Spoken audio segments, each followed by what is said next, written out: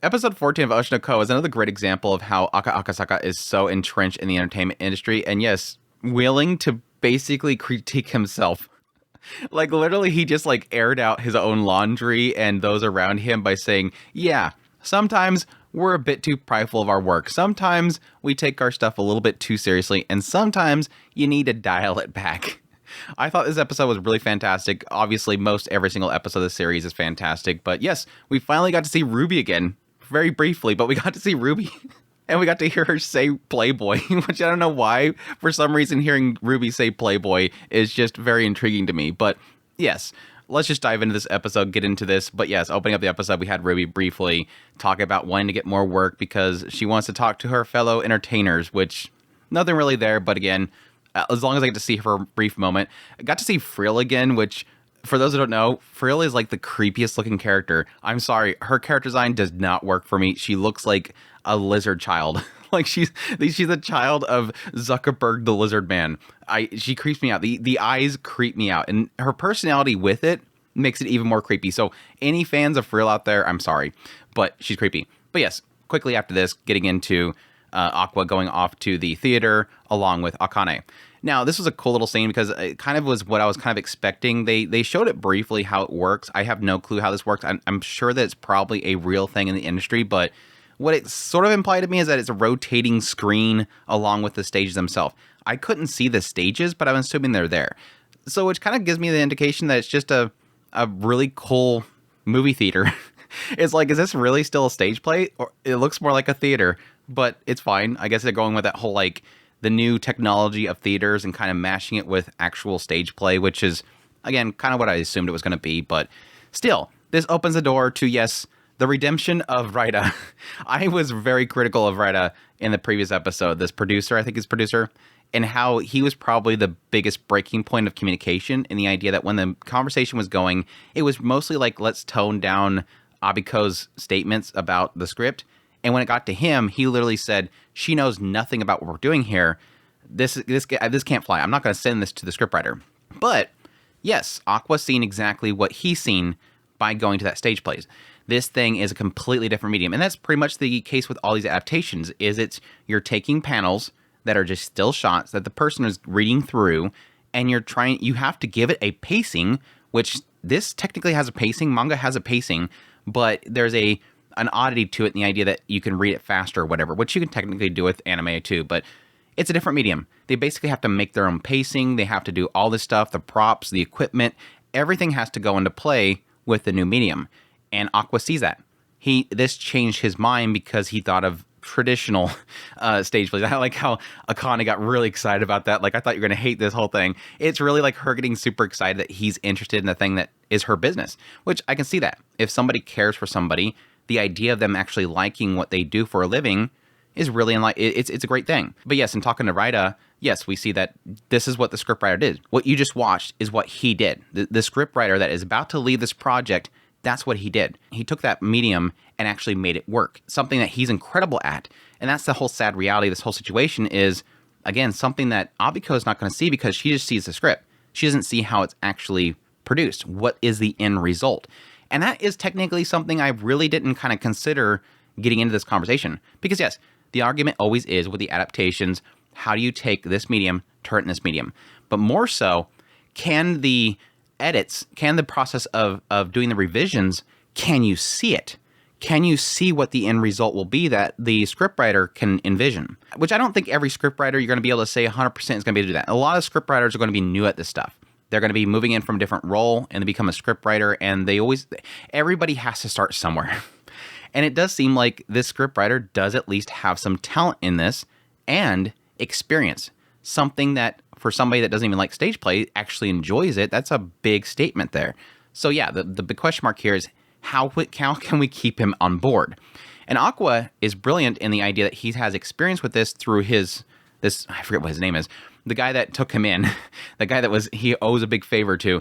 This guy from season 1 that I completely forgot about at this point, he told him specifically, people are very prideful about their work and it's hard to find somebody that they'll actually listen to. And yes, so far, everybody that has been telling Abiko, no, we just stick with this, is all people that she doesn't trust and people that she doesn't see as being as brilliant as her, which is where we get into Yoriko. And I love this segment because I don't know why. I don't think they really mentioned this before. I mean, yes, obviously Abiko's seen her as a senpai, seen Yoriko as a senpai, but it wasn't really, I don't think they ever said that she worked with her with Sweet Today.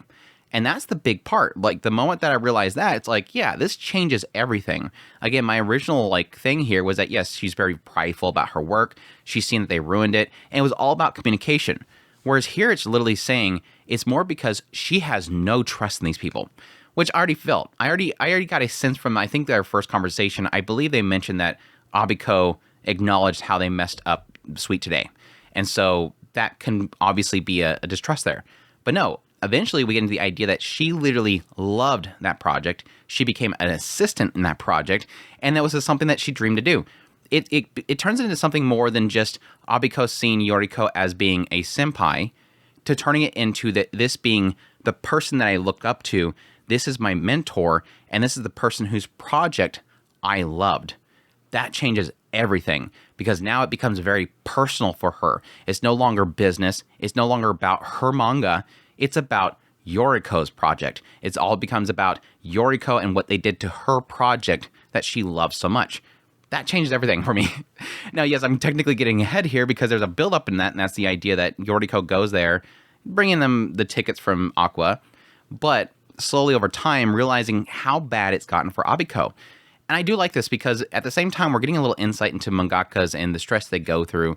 And yes, this is obviously a conversation that is very much so known by the most public, is this idea of how hard they push these mangakas and the schedules that they're on. And yeah, the idea of somebody single-handedly, by themselves, handling a weekly manga to what Yoriko's saying, the detail that she's doing, is crazy. You're doing too much, and you have nobody helping you. This is inhumane. Now granted, she already talked with the others and saying that, yes, a weekly manga artist, they give up everything in order to do this one thing. They're inhuman, and they're trying to meet a schedule that's just, it's hard for anybody to ever imagine doing. But she's doing it alone, too. That's the crazy part. She's doing it alone because she can't accept help. And this gets in that bigger picture about the distrust that Abiko has.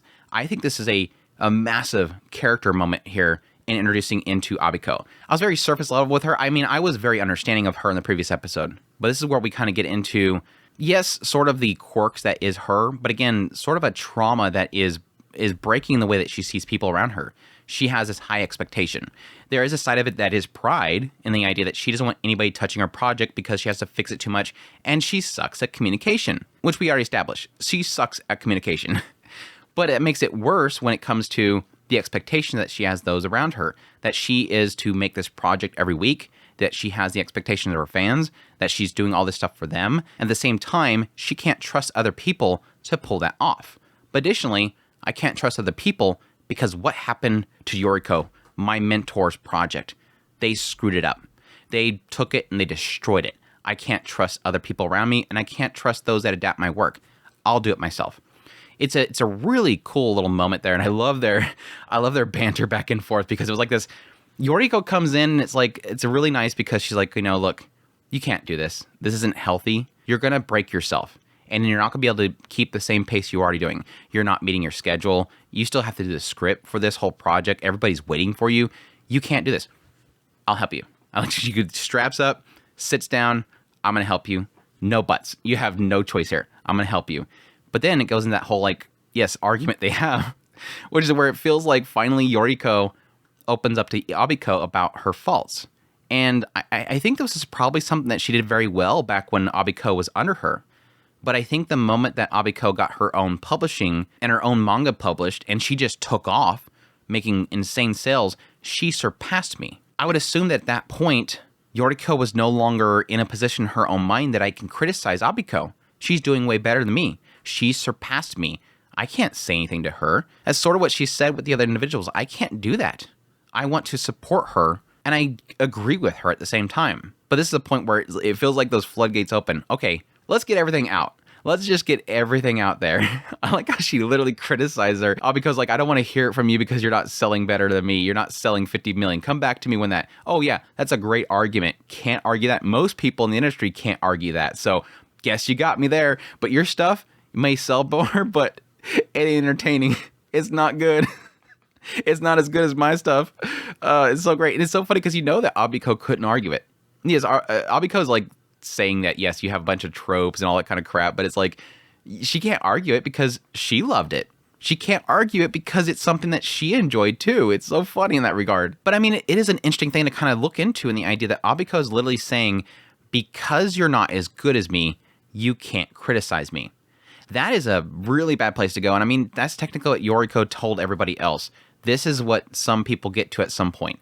They get very popular. Everybody placates them. Everybody feeds into them. Everybody babies them. They don't want to push back on them. And at the same time, that bloats their ego.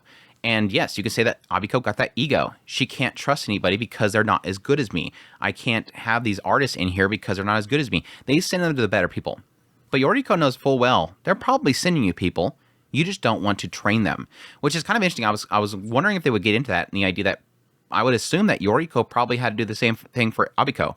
Abiko came at some point, became an assistant, and she probably had to correct her and help her, fit into her style and the way that she's doing things, how she does her backgrounds, how their characters are, how their outlines are. There's so many things that a assistant will have to get used to. It's not as simple as they go to training to draw, then they walk in the door and they sit down and they immediately go to it. There's things, I think, like backgrounds, which are still going to be to a style.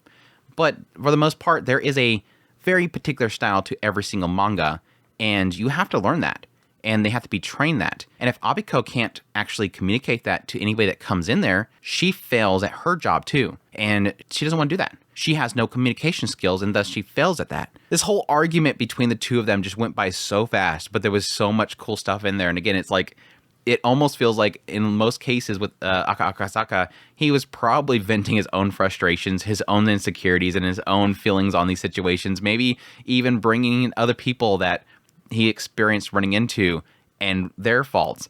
And it's like, it's literally him airing out all that laundry and going, look at the industry, look at what these people face on the regular, the stresses, all this stuff that they have difficulty with. And yes, getting a little bit into how they view their fan base. And what we've been talking about for like the last 2 episodes has been the idea of Abiko essentially giving into the fans. The idea that she basically killed off a character and changed the ship just for her fans. I like that. You playing the tropes and then saying you literally changed who your relationships are for your fans. How weak is that? Like, she totally called it out. And this has again been the thing that I've been sort of predicting that the scriptwriter would end up doing. So what we kind of established going forward is that Abiko is going to go to the theater, see how the stage play goes out. Then she's going to realize that at that point, how the hell do you write this? Okay, maybe the scriptwriter knows what he's doing. And I think it might be at that point that Abiko goes to the scriptwriter. Again, I still have hope. This might act, and this could still happen because they might meet in the middle. Because I love that statement. I love that. How do you work so well with other people? How does this stuff work out? I meet him in the middle. That's as simple as that. Don't wait for them to come to you. Don't make them have to go out of their way to get to you. Don't worry about going all the way for them. Meet them in the middle. I think there might be a possibility, because she said that, we might actually see the two of them meet in the middle. So my predictions is either Abiko will go to the scriptwriter, contact him and say, okay, tell me how this works. Let's work together. Or it might be, again, my hope, my prediction early on was the idea that the scriptwriter was going to rewrite it one more time. He wasn't going to give up. He's going to rewrite it one more time, and this time he was going to include the original female love interest as the love interest. Like rewriting the script to what Abiko technically wanted to begin with, that she changed because of the fans. And that was going to show Abiko that he truly understood her story. And they might come together from that.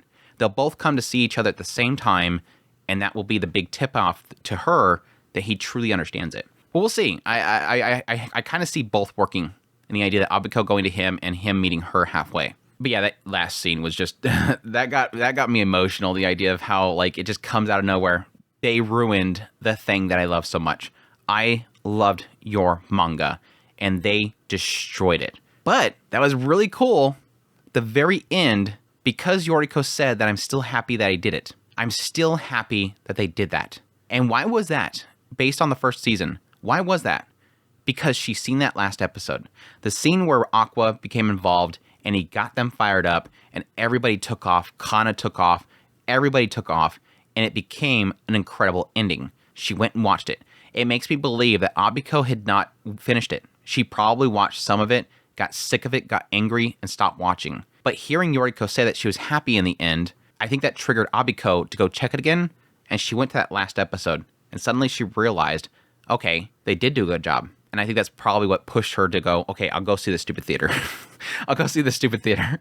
I kind of wish that it said exactly what caused her to go check out that episode. Yeah, the manga doesn't show that shot, so I don't know, maybe it's in a different spot in the manga, but at that point, when Yoriko leaves, it doesn't show it in the manga, so I was kind of hoping they'd give a little context if Yoriko maybe possibly told her to check out that episode or if she just did it herself. But yeah, anyhow, that's my thoughts on episode 14. Really fantastic episode. Looking forward to where we go from here. Hopefully, I don't know, I'm kind of hoping that we might wrap up this arc again because I really want to get back to like Ruby and stuff like that. It's been a really solid arc so far, but I think we've pretty much sussed everything out, so I'm kind of wondering if this might wrap up here soon, unless we start getting into certain characters like Taiki, the main protagonist guy. It seems like there's something around that character that they might get into, but so far it seems like everybody's kind of been sought out. We've gotten to Yoriko, Abiko, the producer, we haven't gotten the director yet, but mostly everybody. So we'll see how it wraps up, but that's my thoughts on the episode. I hope you guys enjoyed this video. As always, if you did, hit that like button down below, comment, let me know about the episode. Additionally, if you're new to the channel, make sure to subscribe before you leave so you can get my content. I do news, reviews, first impressions, top list. If it's anime, it's pretty much here. Additionally, if you like this content and you want to support the channel more, I have a Patreon link, tips link, so thanks for membership below. Greatly appreciate it, but it does. You'll take care.